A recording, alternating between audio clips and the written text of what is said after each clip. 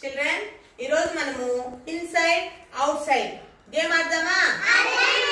Inside అంటే ఇట్లా లోపల రావాలి, అవుట్ సైడ్ అంటే ఇట్లా బయట రావాలి. సరేనా?